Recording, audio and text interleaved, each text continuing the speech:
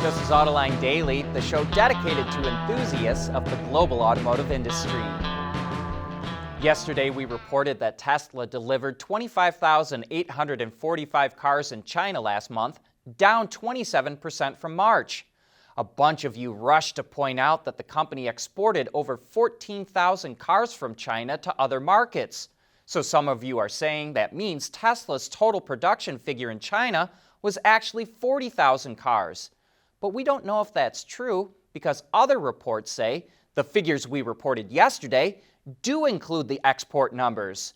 If that's the case, Tesla only delivered about 11,600 cars to Chinese customers. But no one knows for sure because the data out of China is ambiguous and Tesla isn't saying anything.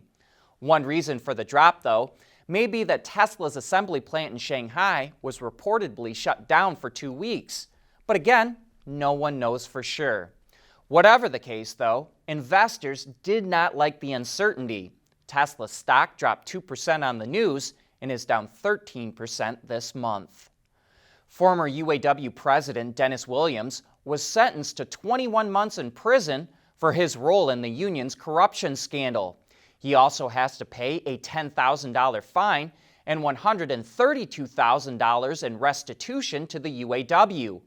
Williams was convicted of stealing union funds to pay for lavish gifts and vacations. The 4-year investigation has resulted in 15 convictions, along with the government installing a watchdog at the UAW for the next 6 years. The supplier Marelli developed an integrated EV powertrain unit with Punch Motive International.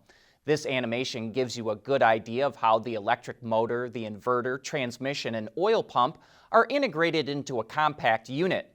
Marelli says it's scalable, so it can be used in anything from sports cars to mid-size vehicles, and it's going to use it to manufacture e-axles for Europe and the Americas. These compact EV powertrains show why electric cars offer packaging efficiencies over cars with conventional ICEs and transmissions.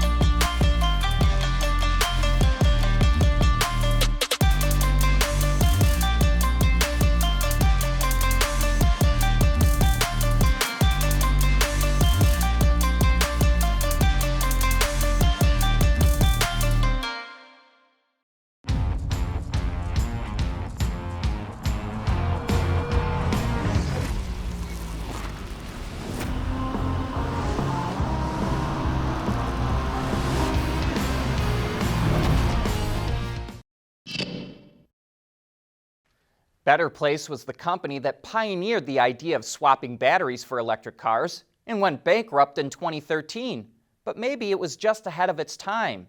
In China, the national government, as well as municipal and provincial governments, are subsidizing swappable stations. Most Chinese live in apartments and don't have a place to plug in overnight. That's a deterrent to buying an EV. So swapping, which only takes a couple of minutes, helps overcome that reluctance. NIO even lets customers lease their batteries for $142 a month instead of paying for the entire thing up front. That lowers the cost of buying an EV. BAIC has deployed 20,000 taxis that have swappable battery packs, and SAIC, FAW, Geely, and Chang'an are all involved in developing battery swapping stations. Volkswagen's best-selling model in the American market just got refreshed.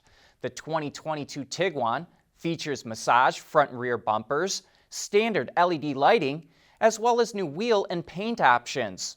It also comes with more modern materials, including cloth seats that are even available on higher trim levels.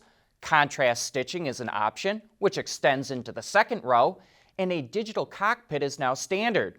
Other new technology includes the ability to adjust the radio volume or temperature control via a touch and/or slide motion. Just slide your finger up or down or tap the icon to make a change. Haptic feedback is provided so you know when you push it, and VW scalloped out the slider for the temperature control so your finger has a place to rest. We'll be very interested to test these features out bouncing on the open road to see if they really operate the way they should. But if the Tiguan seems more upscale to you, that's exactly what VW was going for.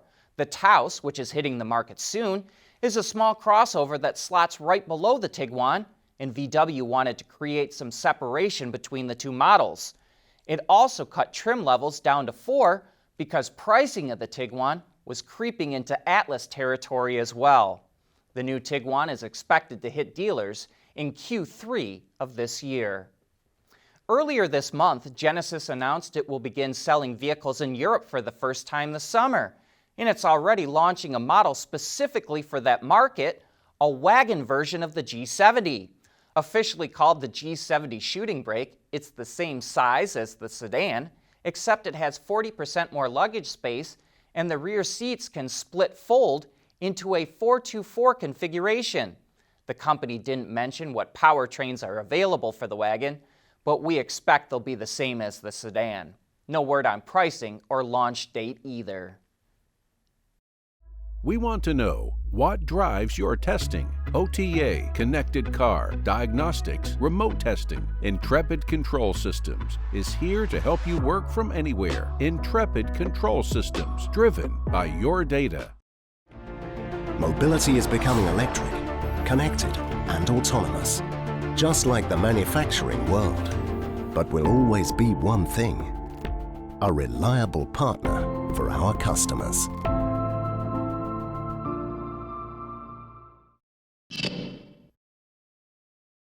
Here's something interesting. Daimler Bus is running a pilot test for mobile 3D printing. It fitted a storage container with all the necessary machines that are required to make 3D printed spare parts for its buses. The container can be transported on the back of a truck to any location, where all it needs is electricity and an internet connection. It will first be used at a bus service center in Germany, with the hope that it reduces the time to get parts into customer hands. Have you noticed what the ST trim line has done for Ford? Not only does it have more performance cred, the models also seem to sell quite well, and Ford can charge more money for them. But now that consumers are switching from sedans to trucks and utilities, Ford is turning its attention to off-road performance. The Raptor has been the gold standard of factory off-roaders for some years now. It launched the new Timberline Explorer just the other day and offers the Tremor trim line as well. The latter was first offered on Ford's Super Duty trucks, but was adapted to the Ranger too, and that's the latest vehicle to roll through the Autoline garage. It's easy to see right off the bat why this vehicle would appeal to potential customers. It's got the right look. Suspension height is up thanks in part to Fox shocks. The extra space in the wheel wells are filled up with unique 17-inch wheels with aggressive-looking tires, and options like beefy side steps, red accents in the grille, and bright orange paint like our tester makes the truck stick out even more.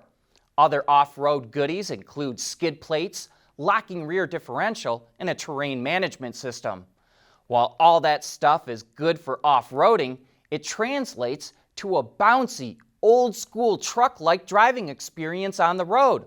Although I think if you're buying a truck like this, you'd already understand that. And speaking of the on-road driving experience, we find ourselves falling in love with Ford's 2.3-liter EcoBoost engine. It's got great power delivery with 270 horsepower and 310 pound-feet of torque, and puts out this nice guttural, almost aggressive sound when you put your foot into it. I just wish we could have seen how the powertrain setup performed off-road as well. Oh well, something for another day, I guess. Ford charges nearly $4,300 for the Tremor package on the Ranger, which pushed the price of our top-of-the-line Lariat model to about $48,000. What are the most anticipated new cars, trucks, crossovers, and SUVs for 2021? That's going to be the topic on Autoline After Hours on Thursday. Not every new model has been introduced yet, but we've got a good idea of what's on the way. So join John and Gary for a deep dive into a review of what's new for 2021. But that wraps up today's show. Thanks for watching, and we'll be right back here again tomorrow.